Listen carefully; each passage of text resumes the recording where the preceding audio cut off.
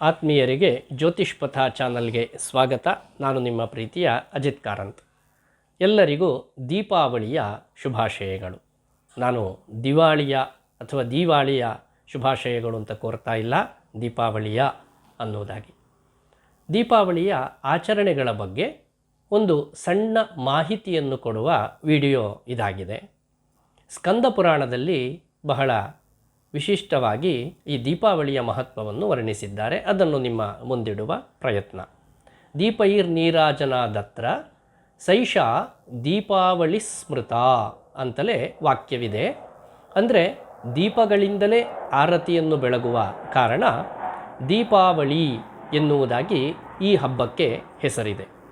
ಇದರಲ್ಲಿ ಮೊದಲನೆಯ ದಿವಸ ಸಂಜೆಯ ಕಾಲ ನೀರನ್ನು ತುಂಬುವುದು, ಆ ಬಳಿಕ ಮರುದಿವಸದ ಚಂದ್ರೋದಯ ಕಾಲ ಅಂದರೆ ಪ್ರಾತಃ ಕಾಲ ಅಭ್ಯಂಗ ಸ್ನಾನ ಮತ್ತು ನರಕ ಚತುರ್ದಶಿಯ ಆಚರಣೆ, ಹಾಗೂ ಅಮಾವಾಸ್ಯೆಯ ದಿವಸ ಮಹಾಲಕ್ಷ್ಮಿಯ ಪೂಜೆ, ಪಾಡ್ಯ ದಿವಸ ಬಲಿಪಾಡ್ಯಮಿ, ಗೋಪೂಜಾ ಅಂದರೆ ಬಲೀಂದ್ರನ ಪೂಜೆ ಮತ್ತು ಗೋಪೂಜೆ ಇವುಗಳನ್ನು ಆಚರಣೆ ಮಾಡುವುದು ನಮ್ಮಲ್ಲಿ ಪದ್ಧತಿ ಮತ್ತು ಪರಂಪರೆ. ಹಾಗಾದರೆ ಇದರ ಹಿನ್ನೆಲೆಯನ್ನು ನಾವು ಸ್ವಲ್ಪ ಮಟ್ಟಿಗೆ ತಿಳ್ಕೊಳ್ಳುವುದಾದರೆ, ಅಂದರೆ ಸ್ಕಂದ ಪುರಾಣದ ನವಮೋಧ್ಯಾಯ ಅಂದರೆ ವೈಷ್ಣವ ಖಂಡದ ನವಮೋಧ್ಯಾಯದಲ್ಲಿ ಬಹಳ ವಿಸ್ತಾರವಾಗಿ ಈ ದೀಪಾವಳಿಯ ವರ್ಣನೆಯನ್ನು ಮಾಡಿದ್ದಾರೆ.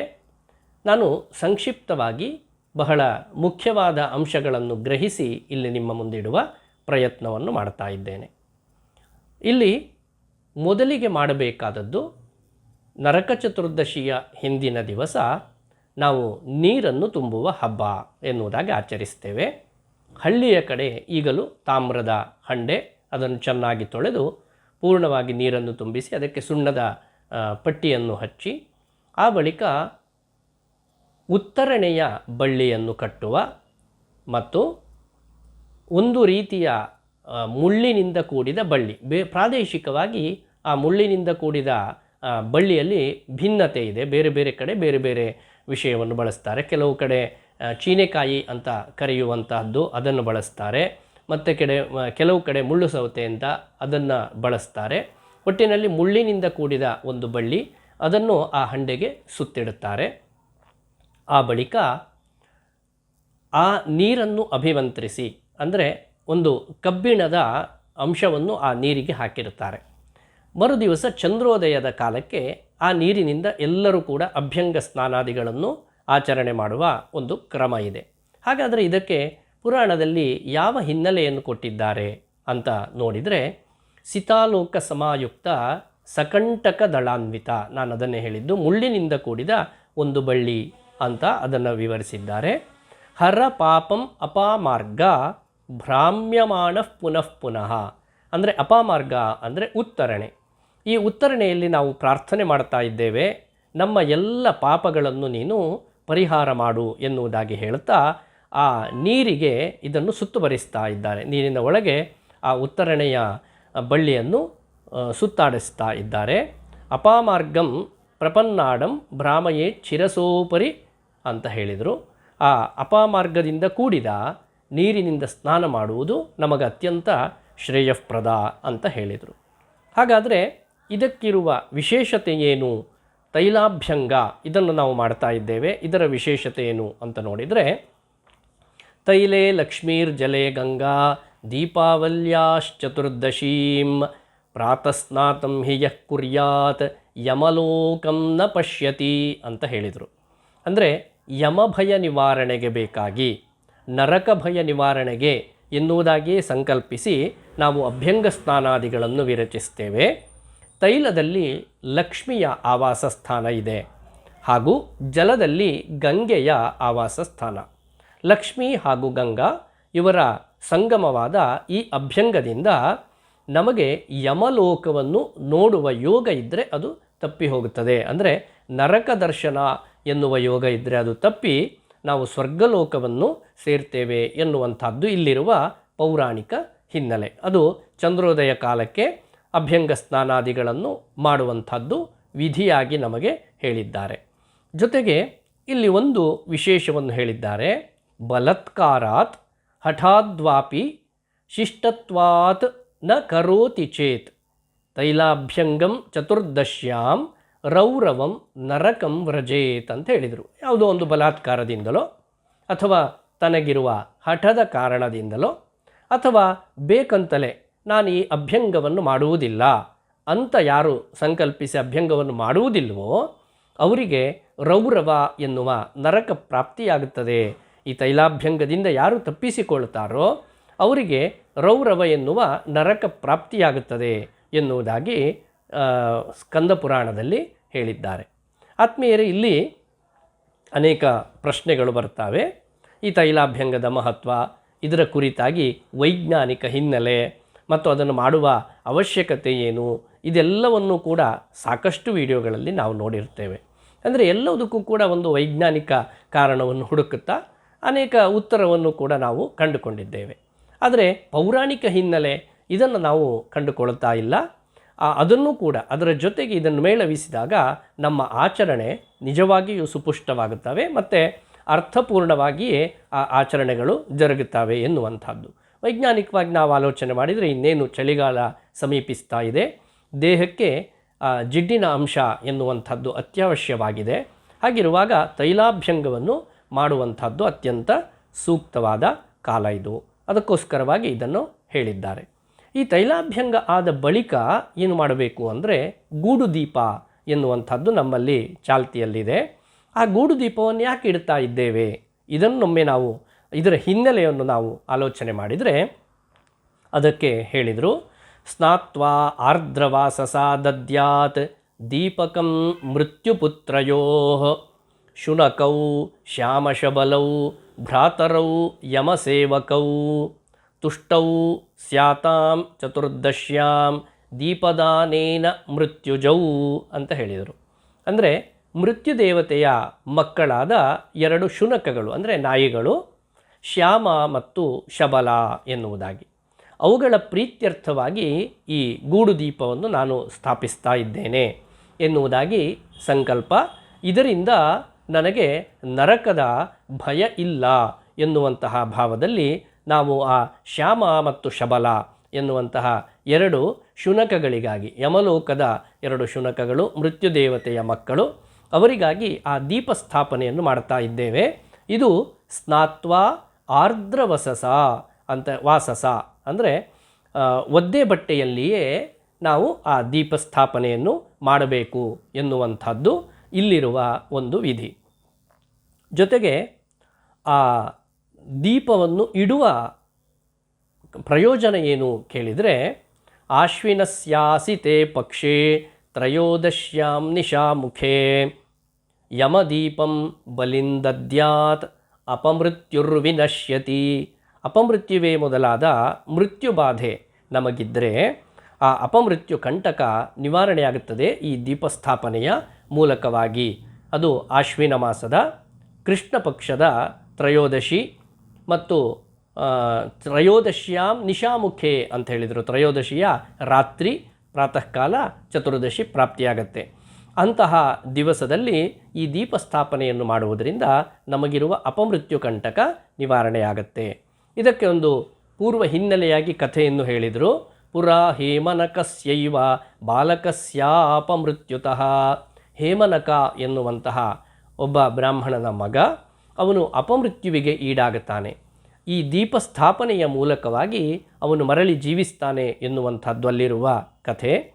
ಆ ಕಥೆಗೆ ಅನುಸಾರವಾಗಿ ಅಪಮೃತ್ಯು ಕಂಟಕಗಳು ಇದ್ದರೂ ಕೂಡ ಅದೆಲ್ಲವೂ ಕೂಡ ನಮಗೆ ಪರಿಹಾರವಾಗಿ ಪೂರ್ಣ ಆಯುಷ್ಯ ವೃದ್ಧಿಯಾಗತ್ತೆ ಎನ್ನುವ ಹಿನ್ನೆಲೆಯೊಳಗೆ ಈ ದೀಪಸ್ಥಾಪನೆಯನ್ನು ಮಾಡಬೇಕು ಎನ್ನುವುದಾಗಿ ಹೇಳಿದರು. ಹಾಗಾದರೆ ದೀಪಕ್ಕೊಂದು ಲಕ್ಷಣ ಇರಬೇಕಲ್ಲ, ಆ ದೀಪ ಲಕ್ಷಣ ಹೇಗೆ ಅಂತ ಯೋಚನೆ ಮಾಡಿದರೆ 5 ಮುಖಗಳುಳ್ಳ, ಅಂದರೆ 5 ಕಡೆಯಲ್ಲಿ ಬತ್ತಿಗಳನ್ನಿಟ್ಟು ಆ ದೀಪವನ್ನು ಜ್ವಲಿಸಬೇಕು ಅಂತ ಹೇಳಿದರು. ತಿಥಿಶೂಕ್ತ ಪೂರ್ವರಾತ್ರೆ ನೃಣಾಂ ನೀರಾಜನಾ ವಿಧಿ.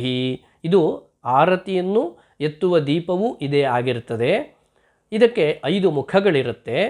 ಪಕ್ಷಂ ಸಂಸೂಜಯೇ ಯತ್ಯಾದಿ ದ್ವಿತೀಯೋ ಮಾಸಮೇವ ಚ ತೃತೀಯೋ ಋತುಮೇವೇಹ ಚತುರ್ಥಸ್ತ್ವಯನಂ ತಥಾ ವರ್ಷಂತು ಪಂಚಮೋ ದೀಪಃ ಶುಭಾಶುಭಂ ವಿನಿರ್ಣಯೇತ್ ಅಂತ ಹೇಳಿದರು. ಅಂದರೆ ಮೊದಲನೆಯ ದೀಪ ವರ್ತಿ ಅಂದರೆ ಬತ್ತಿ, ಮೊದಲನೆಯ ಮುಖಕ್ಕೆ ಇಟ್ಟಂತಹ ಬತ್ತಿ ಅದು ಪಕ್ಷವನ್ನು ಸೂಚಿಸ್ತದೆ. ಎರಡನೆಯ ದೀಪದ ಮುಖಕ್ಕಿಟ್ಟಂತಹ ವರ್ತಿ ಅಥವಾ ಬತ್ತಿ ಅದು ಮಾಸವನ್ನು ಸೂಚಿಸ್ತದೆ. ಹಾಗೆ ಮೂರನೆಯ ಮುಖಕ್ಕಿಟ್ಟಂತಹ ವರ್ತಿ ಋತುವನ್ನು ಸೂಚಿಸ್ತದೆ. ಹಾಗೆ ನಾಲ್ಕನೆಯ ಮುಖಕ್ಕಿಟ್ಟಂತಹ ವರ್ತಿ ಅಯನವನ್ನು ಸೂಚಿಸ್ತದೆ, ಉತ್ತರಾಯಣವೋ ದಕ್ಷಿಣಾಯಣವೋ ಇದನ್ನು ಸೂಚಿಸ್ತದೆ. ಹಾಗೆ ಐದನೇ ಮುಖಕ್ಕಿಟ್ಟಂತಹ ವರ್ತಿ ವರ್ಷವನ್ನು ಸೂಚಿಸ್ತದೆ, ಸಂವತ್ಸರವನ್ನು ಸೂಚಿಸ್ತದೆ. ಈ ರೀತಿಯಾಗಿ 5 ಮುಖಗಳಿಂದ ಶೋಭಿಸುವಂತಹ ದೀಪಸ್ಥಾಪನೆ. ಇದರಿಂದ ಶುಭಾಶುಭಂ ವಿನಿರ್ಣಯೇತ್ ಅಂತ ಹೇಳಿದರು. ಶುಭವೋ ಅಶುಭವೋ ಇದನ್ನು ನಾವು ನಿರ್ಣಯ ಮಾಡಬೇಕಾಗಿದೆ. ಅಂದರೆ ಇಂತಹ ಒಂದು ಸಂಪ್ರದಾಯವು ಕೂಡ ನಮ್ಮಲ್ಲಿದೆ. ಈ ದೀಪ ಯಾವ ರೀತಿ ಬೆಳಗುತ್ತಾ ಉಂಟು, ಇದರ ಮೂಲಕವೇ ನಮಗೆ ಶುಭವೋ ಅಶುಭವೋ ಇದನ್ನು ನಿರ್ಣಯ ಮಾಡುವ ಒಂದು ವಿಧಾನವನ್ನು ಕೂಡ ನಮ್ಮ ಹಿರಿಯರು ಮಾಡಿಟ್ಟಿದ್ದಾರೆ. ಜೊತೆಗೆ ಆ ದೀಪವನ್ನು ಹೊತ್ತಿಸುವಾಗ ಮನಸ್ಸಿನಲ್ಲೊಂದು ಪ್ರಾರ್ಥನೆ, ಸಂಕಲ್ಪ ಹೇಗಿರಬೇಕು ಅಂತಂದರೆ, ಸೂರ್ಯಾಂಶ ಸಂಭವಾ ದೀಪ ಅಂಧಕಾರ ವಿನಾಶಕಾಃ ತ್ರಿಕಾಲೇ ಮಾಂ ದೀಪಯಂತು ದಿಶಂತು ಚ ಶುಭಾಶುಭಂ ಅಂತ ಹೇಳಿದರು. ದೀಪಗಳು ಸೂರ್ಯಾಂಶದಿಂದ ಹುಟ್ಟಿದ್ದಾವೆ, ಸಂಭವಿಸಿದ್ದಾವೆ. ಜೊತೆಗೆ ಇವು ಅಂಧಕಾರವನ್ನು ನಿವಾರಿಸುತ್ತವೆ. ಈ ದೀಪಗಳು ತ್ರಿಕಾಲದಲ್ಲಿಯೂ ಅಂದರೆ ಪ್ರಾತಃ, ಮಧ್ಯಾಹ್ನ, ಸಾಯಂ ಎನ್ನುವ 3 ಕಾಲ, ಭೂತ, ಭವಿಷ್ಯತ್, ವರ್ತಮಾನ ಎನ್ನುವ 3 ಕಾಲ, ಈ ಕಾಲಗಳಲ್ಲಿಯೂ ನನ್ನನ್ನು ದೀಪಿಸಲಿ, ನನ್ನನ್ನು ಉದ್ದೀಪಿಸಲಿ ಹಾಗೂ ಶುಭಾಶುಭ ಫಲಗಳನ್ನು ತೋರಿಸಲಿ ಎನ್ನುವುದಾಗಿ ಪ್ರಾರ್ಥನೆ ಮಾಡುತ್ತಾ ಈ ದೀಪಸ್ಥಾಪನೆಯನ್ನು ಮಾಡಬೇಕು ಅಂತ ಹೇಳಿದರು. ಮತ್ತು ಈ ದೀಪವನ್ನು ಎಲ್ಲಿಯೆಲ್ಲ ಇಡಬೇಕು ಮತ್ತು ಹೇಗೆಲ್ಲ ಅದನ್ನು ನಾವು ಆರಾಧಿಸಬೇಕು ಎನ್ನುವುದಕ್ಕಾಗಿಯೂ ಒಂದು ಶ್ಲೋಕವನ್ನು ಸ್ಕಂದ ಪುರಾಣದಲ್ಲಿ ವಿವರಿಸಿದ್ದಾರೆ. ತ್ವಂ ಜ್ಯೋತಿ ಶ್ರೀ ರವೀಂದ್ವಗ್ನಿ ವಿದ್ಯುತ್ ಸೌವರ್ಣ ತಾರಕಾಃ ಸರ್ವೇಷಾಂ ಜ್ಯೋತಿಷಾಂ ಜ್ಯೋತಿ ದೀಪಜ್ಯೋತಿ ನಮೋಸ್ತುತೆ ಅಥವಾ ದೀಪಜ್ಯೋತಿ ಸ್ಥಿತೇ ನಮಃ ಅಂತ ಹೇಳಿದರು. ಅಂದರೆ ದೀಪದಲ್ಲಿರುವ ಚೈತನ್ಯವನ್ನು ನಾವು ಸ್ತುತಿಸ್ತಾ ಇದ್ದೇವೆ. ಹೇಗೆ ಅಂತ ಹೇಳಿದರೆ, ನೀನು ಲಕ್ಷ್ಮಿಯ ಸ್ವರೂಪಳಾಗಿದ್ದಿ ಮತ್ತು ಸಾಕ್ಷಾತ್ ರವಿ, ಸೂರ್ಯ, ಚಂದ್ರ ಹಾಗೂ ಅಗ್ನಿ, ವಿದ್ಯುತ್ ಮತ್ತು ನಕ್ಷತ್ರ ಇವುಗಳಿಗೆ ಕಾರಕಳಾಗಿದ್ದಿ. ಸರ್ವೇಷಾಂ ಜ್ಯೋತಿಷಾಂ ಜ್ಯೋತಿ, ಎಲ್ಲವಕ್ಕೂ ಕೂಡ ಬೆಳಕು, ಚೇತನ ಸ್ವರೂಪದಿಂದ ಇರುವ ದೀಪಜ್ಯೋತಿಯಲ್ಲಿ ಸ್ಥಿತವಾಗಿರುವ ಆ ಜ್ಯೋತಿ ಚೇತನವನ್ನು ನಾನು ನಮಿಸ್ತಾ ಇದ್ದೇನೆ ಎನ್ನುವ ಭಾವದಲ್ಲಿ. ಜೊತೆಗೆ ಯಾ ಲಕ್ಷ್ಮೀರ್ ದಿವಸೇ ಪುಣ್ಯೇ ದೀಪಾವಲ್ಯಾಂಚ ಭೂತಲೆ ಗವಾಂ ಗೋಷ್ಠೇತು ಕಾರ್ತಿಕ್ಯಾಂ ಸಾ ಲಕ್ಷ್ಮೀರ್ ವರದಾ ಮಮ ಅಂತ ಪ್ರಾರ್ಥನೆಯನ್ನು ಮಾಡುತ್ತಾರೆ. ಅಂದರೆ ಗೋಷ್ಠೆ, ಕೊಟ್ಟಿಗೆ, ಹಸುಗಳನ್ನು ಕಟ್ಟುವ ಕೊಟ್ಟಿಗೆ, ಅಲ್ಲಿಯೂ ಕೂಡ ನೀನು ವಾಸವಾಗಿದ್ದಿ, ಅಲ್ಲಿಯೂ ದೀಪಸ್ಥಾಪನೆಯನ್ನು ಮಾಡ್ತಾ ಇದ್ದೇನೆ. ಹಾಗೆ ಚತುಷ್ಪಥ, 4 ದಾರಿಗಳು ಸಂಗಮಿಸುವ ಸ್ಥಳ, ಅಲ್ಲಿ ದೀಪಸ್ಥಾಪನೆಯನ್ನು ಮಾಡ್ತಾ ಇದ್ದೇನೆ. ಮನೆಯ ಜಗುಲಿಯ ಮೇಲೆ ದೀಪಸ್ಥಾಪನೆಯನ್ನು ನಾನು ಮಾಡ್ತಾ ಇದ್ದೇನೆ. ಮನೆಯ ಪ್ರಧಾನವಾದ ಬಾಗಿಲು, ಅಲ್ಲಿ ದೀಪಸ್ಥಾಪನೆಯನ್ನು ನಾನು ಮಾಡ್ತಾ ಇದ್ದೇನೆ. ಮನೆಯ 4 ದಿಕ್ಕುಗಳಲ್ಲಿಯೂ ಕೂಡ ದೀಪಸ್ಥಾಪನೆಯನ್ನು ನಾನು ಮಾಡ್ತಾ ಇದ್ದೇನೆ. ಇದರಿಂದ ನನಗೆ ಲಕ್ಷ್ಮಿಯು ಅನುಗ್ರಹಕಾರಕಳಾಗಲಿ ಎನ್ನುವ ಶುಭ ಆಕಾಂಕ್ಷೆಯೊಂದಿಗೆ ನಾವು ಈ ದೀಪಾವಳಿಯ ಆಚರಣೆಯನ್ನು ಮಾಡುತ್ತೇವೆ. ಅಂದರೆ ಎಲ್ಲೆಡೆ ಇರುವ ಕತ್ತಲು ನಿವಾರಣೆಯಾಗಿ ಬೆಳಕು ನಮಗೆ ಪ್ರಸಾರವಾಗಬೇಕು.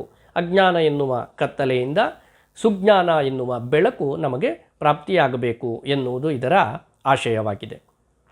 ಹಾಗೆ ಗೋಪೂಜೆ, ಎಲ್ಲ ದೇವತೆಗಳ ಆವಾಸವಾದಂತಹ ಗೋಮಾತೆ, ಅವಳನ್ನು ಆರಾಧಿಸುವಂತಹ ದಿವಸವೂ ಕೂಡ ಪಾಡ್ಯಮಿಯ ದಿವಸ. ಅದಕ್ಕೆ ಪೂರ್ವಭಾವಿಯಾಗಿ ಗೋವರ್ಧನ ಗಿರಿಯನ್ನು ಅಂದರೆ ಗೋಮಯದಿಂದಲೇ ಒಂದು ಪರ್ವತಾಕೃತಿಯನ್ನು ರಚಿಸಿ ಅದನ್ನು ಆರಾಧಿಸಬೇಕಾಗತ್ತೆ. ಗೋವರ್ಧನ ದರಾಧಾರ ಗೋಕುಲ ತ್ರಾಣಕಾರಕ ವಿಷ್ಣುಬಾಹು ಕೃತೋಚ್ಛರಾಯ ಗವಾಂಗ್ ಕೋಟಿ ಪ್ರದೋ ಭವ ಅಂತ ಆ ಗೋವರ್ಧನವನ್ನು ನಾವು ಪ್ರಾರ್ಥನೆ ಮಾಡ್ತೇವೆ. ಅಂದರೆ ಗೋವುಗಳ ಸಂಖ್ಯೆ ಕೋಟಿಯಾಗಲಿ, ಅಂದರೆ ಅಸಂಖ್ಯವಾಗಲಿ ಎನ್ನುವ ಪ್ರಾರ್ಥನೆಯೊಂದಿಗೆ ನೀನು ಸಮಸ್ತ ಗೋವರ್ಧನ ಆ ಗೋವರ್ಧನ ಎನ್ನುವಂತಹ ಪರ್ವತ ಇಡೀ ಜೀವನಕ್ಕೆ ಆಧಾರವಾಗಿದೆ. ಗೋಕುಲವನ್ನು ನೀನು ಸಂರಕ್ಷಣೆ ಮಾಡಿದ್ದಿ, ಹಾಗೆ ಗೋವುಗಳ ಸಂಖ್ಯೆಯು ಕೂಡ ವೃದ್ಧಿಯಾಗುವ ಅನುಗ್ರಹ ಮಾಡು ಎನ್ನುವುದಾಗಿ ಆ ಗೋವರ್ಧನ ಪೂಜೆಯನ್ನು ಮಾಡಿ, ಆ ನಂತರ ಯಾ ಲಕ್ಷ್ಮೀರ್ಲೋಕಪಾಲಾನಾಂ ಧೇನುರೂಪೇಣ ಸಂಸ್ಥಿತ ಘೃತಂ ವಹತಿ ಯಜ್ಞಾರ್ಥೆ ಮಮ ಪಾಪಂ ವ್ಯಪೋಹತು ಅಂತ ಗೋವಿಗೆ ನಾವು ಅಭಿವಾದಿಸ್ತೇವೆ, ಪೂಜಿಸ್ತೇವೆ. ಎಲ್ಲಿ ಲಕ್ಷ್ಮಿಯ ಆವಾಸ ಸ್ಥಾನವಾಗಿದೆಯೋ ಅದು ಧೇನುರೂಪೇಣ ಸಂಸ್ಥಿತ, ಅಂದರೆ ಗೋವಿನ ರೂಪದಲ್ಲಿ ನಮ್ಮ ಮುಂದೆ ಪ್ರಕಟಳಾಗಿದ್ದಾಳೆ ಲಕ್ಷ್ಮಿ. ಘೃತಂ ವಹತಿ ಯಜ್ಞಾರ್ಥೆ, ತಾನು ಹಾಲು, ಹಾಲಿನ ಮೂಲಕವಾಗಿ ಮೊಸರು, ಮೊಸರಿನ ಮೂಲಕವಾಗಿ ತುಪ್ಪ, ಇದನ್ನು ಯಜ್ಞಕ್ಕಾಗಿ ನಾವು ಬಳಸ್ತೇವೆ. ಆ ಯಜ್ಞಕ್ಕಾಗಿ ಘೃತಂ ವಹತಿ, ಆ ಘೃತವನ್ನು ಕೊಡುವವಳು. ಮಮ ಪಾಪಂ ವ್ಯಪೋಹತು, ನನ್ನ ಎಲ್ಲ ಪಾಪಗಳನ್ನು ನಿವಾರಣೆ ಮಾಡು ಎನ್ನುವುದಾಗಿ ಪ್ರಾರ್ಥಿಸ್ತಾ, ಅಗ್ರತಃ ಸಂತು ಮೇ ಗಾವಃ ಗಾವೋ ಮೇ ಸಂತು ಪೃಷ್ಠತಃ ಗಾವೋ ಮೇ ಹೃದಯೇ ಸಂತು ಗವಾಂ ಮಧ್ಯೆ ವಸಾಮ್ಯಹಂ ಎನ್ನುವುದಾಗಿ ಪೂಜಿಸ್ತೇವೆ. ಅಂದರೆ ನನ್ನ ಮುಂಭಾಗದಲ್ಲಿ ಗೋವಿರಲಿ, ನನ್ನ ಹಿಂಭಾಗದಲ್ಲಿಯೂ ಗೋವಿರಲಿ, ನನ್ನ ಹೃದಯದಲ್ಲಿ ಸದಾ ಗೋವಿನ ಬಗ್ಗೆ ಒಳ್ಳೆಯ ಆಶಯ ಇರಲಿ, ಅದರ ಸಂರಕ್ಷಣೆಯ ಬಗ್ಗೆ ನನ್ನ ಮನಸ್ಸಿರಲಿ. ಮತ್ತು ಗವಾಂ ಮಧ್ಯೆ ವಸಾಮ್ಯಹಂ, ಎಲ್ಲೆಡೆ ಗೋವುಗಳನ್ನಿಟ್ಟು ನಡುವೆಯಲ್ಲಿ ನಾನು ವಾಸ ಮಾಡುತ್ತೇನೆ ಎನ್ನುವುದಾಗಿ ಒಂದು ಶುಭ ಕಾಮನೆಯೊಂದಿಗೆ ಆ ಗೋಪೂಜೆಯನ್ನು ನಾವು ನೆರವೇರಿಸ್ತೇವೆ. ಈ ರೀತಿಯಾಗಿ ಆಚರಣೆಯನ್ನು ಮಾಡಿದ ಬಳಿಕ ಬಲೀಂದ್ರನ ಪೂಜೆ. ಬಲಿಮಹಾಶಯ ತಾನು 3 ಅಡಿ ನೆಲವನ್ನು ವಾಮನನಿಗೆ ದಾನವಾಗಿ ಕೊಟ್ಟು, ಅದರ ನಿಮಿತ್ತವಾಗಿ 3ನೆಯ ಹೆಜ್ಜೆಯನ್ನು ಅಳೆಯುವ ಕಾಲದಲ್ಲಿ ಪಾತಾಳವನ್ನು ಅಂದರೆ ರಸಾತಳವನ್ನು ಅವನು ಸೇರ್ತಾನೆ. ಸೇರುವ ಕಾಲದಲ್ಲಿ ಮಹಾವಿಷ್ಣು ಅವನಿಗೆ ಏನು ವರಬೇಕು ಅಂತ ಕೇಳಿದಾಗ, ನನ್ನ ಪ್ರಜೆಗಳೆಲ್ಲ ಸುಭಿಕ್ಷವಾಗಿ ಇರಬೇಕು ಎನ್ನುವುದಾಗಿ ಅನೇಕ ಮಾತುಗಳನ್ನು ಕೇಳ್ತಾನೆ. ಸ್ಕಂದ ಪುರಾಣದ ಈ ವೈಷ್ಣವ ಖಂಡದ 9ನೇಅಧ್ಯಾಯದಲ್ಲಿ ಬಹಳ ವಿಸ್ತಾರವಾಗಿ ಅದನ್ನು ವಿವರಿಸಿದ್ದಾರೆ. ಪ್ರಜೆಗಳೆಲ್ಲ ನಿರಾಮಯರಾಗಿ ಬದುಕಬೇಕು ಎನ್ನುವುದು ಆ ಬಲಿ ಮಹಾಶಯನ ಆಶಯವಾಗಿತ್ತು. ಜೊತೆಗೆ ಅದನ್ನು ನಾನು ವರ್ಷದಲ್ಲಿ ಒಮ್ಮೆ ಬಂದು ನೋಡಿಕೊಂಡು ಹೋಗುವ ಒಂದು ಅವಕಾಶವನ್ನು ಕಲ್ಪಿಸಬೇಕು ಅಂತ ಬಲಿ ಕೇಳಿದ್ದ. ಅದೇ ರೀತಿ ಬಲಿ ಪಾಡ್ಯಮಿಯ ದಿವಸ ಅವನು ಬಂದು ತನ್ನ ಪ್ರಜೆಗಳನ್ನು, ಭೂಮಿಯನ್ನೆಲ್ಲ ನೋಡಿಕೊಂಡು ಹೋಗ್ತಾನೆ ಎನ್ನುವುದು ಪ್ರಚಲಿತ. ಅಂತಹ ಬಲಿರಾಜನಿಗೆ ನಾವು ದೀಪವನ್ನಿಟ್ಟು ಷೋಡಶೋಪಚಾರ ಪೂಜಾದಿಗಳನ್ನು ನೆರವೇರಿಸಿ, ನಿನ್ನ ರಾಜ್ಯ ಸುಭಿಕ್ಷವಾಗಿದೆ ಅಂತ ಅವನಲ್ಲಿ ಅರಿಕೆಯನ್ನು ಮಾಡಿ, ಪುನಃ ದೀಪದ ಮುಖಾಂತರವಾಗಿ ಅವನನ್ನು ಬೀಳ್ಕೊಡುವ ಕಾರ್ಯಕ್ರಮವನ್ನು ಕೂಡ ನಾವು ಮಾಡ್ತಾ ಇದ್ದೇವೆ. ಅವನ ಪ್ರಜಾವತ್ಸಲತೆ ಎಷ್ಟಿತ್ತು ಅಂತ ಹೇಳಿದರೆ, ಯಾರೂ ಕೂಡ ಆರೋಗ್ಯವಂಚಿತರಾಗಬಾರದು, ಎಲ್ಲರೂ ಕೂಡ ಉತ್ತಮವಾದ ಆರೋಗ್ಯದಿಂದ ಕೂಡಿರಬೇಕು. ಜೊತೆಗೆ ಸಕಾಲದಲ್ಲಿ ವೃಷ್ಟಿಯಾಗಬೇಕು. ಇದೆಲ್ಲ ಆಗಬೇಕು ಅಂತಾದರೆ ಎಲ್ಲರ ಮನೆಯಲ್ಲಿ ದೀಪ ಬೆಳಗುತ್ತಾ ಇರಬೇಕು. ಯಾರ ಮನೆಯಲ್ಲಿ ದೀಪ ಬೆಳಗುವುದಿಲ್ಲವೋ ಅವರ ಮನೆ ಸಾಕ್ಷಾತ್ ನರಕಕ್ಕೆ ಸದೃಶ ಎನ್ನುವುದಾಗಿ ಅವನು ವರ್ಣಿಸ್ತಾನೆ. ಅಂತಹ ಬಲಿ ಮಹಾಶಯನನ್ನು ಪೂಜಿಸುತ್ತಾ ಈ ದೀಪಾವಳಿಯ ಆಚರಣೆಯನ್ನು ನಾವೆಲ್ಲ ಮಾಡಬೇಕಿದೆ. ಹೀಗೆ ಹಂತ ಹಂತವಾಗಿ ನಾನು ಅತ್ಯಂತ ಸಂಕ್ಷಿಪ್ತವಾಗಿ ಇದನ್ನು ವಿವರಿಸಿದ್ದೇನೆ. ಕಾರಣ ಏನು ಅಂದರೆ, ಬೇರೆ ಬೇರೆ ಗ್ರಂಥಗಳು ಇದ್ದಾವೆ, ಆದರೆ ನಮಗಷ್ಟೆಲ್ಲ ಮಾಡುವುದಕ್ಕೆ ಅವಕಾಶ ಇಲ್ಲ. ಸಂಕ್ಷಿಪ್ತವಾಗಿ ನಾವು ಯಾವ ರೀತಿ ಮಾಡಬಹುದು ಅಂತ ಕೇಳುಗರಿಗಾಗಿ ನಾನು ಈ ಒಂದು ಮಾಹಿತಿಯನ್ನು ಹಂಚಿಕೊಂಡಿದ್ದೇನೆ. ಹಾಗಾಗಿ ಎಲ್ಲರೂ ಕೂಡ 3 ದಿನಗಳ ಈ ದೀಪಾವಳಿ ಆಚರಣೆ ಇದನ್ನು ಸಾಂಗವಾಗಿ ನೆರವೇರಿಸೋಣ ಅಂತ ಹೇಳ್ತಾ, ಆಡಂಬರದತ್ತ ಮನಸ್ಸನ್ನು ಮಾಡದೆ ಆಚರಣೆಯತ್ತ ನಾವೆಲ್ಲ ಮುಖವನ್ನು ಮಾಡಿ ನಿಜವಾದ ನಮ್ಮ ಸನಾತನವಾದ ಆಚರಣೆ ಏನಿದೆ ಅದನ್ನು ಮಾಡುತ್ತಾ ಸಮೃದ್ಧವಾದ ಹಬ್ಬವನ್ನು ಆಚರಿಸೋಣ ಎನ್ನುವುದಾಗಿ ಮತ್ತೊಮ್ಮೆ ಹೇಳುತ್ತಾ, ಎಲ್ಲರಿಗೂ ದೀಪಾವಳಿ ಅಜ್ಞಾನದಿಂದ ಸುಜ್ಞಾನದತ್ತ ಕೊಂಡೊಯ್ಯಲಿ ಎನ್ನುವುದಾಗಿ ಆಶಿಸ್ತೇನೆ. ಶುಭಂ ಭೂಯಾತ್. ಧನ್ಯವಾದಗಳು.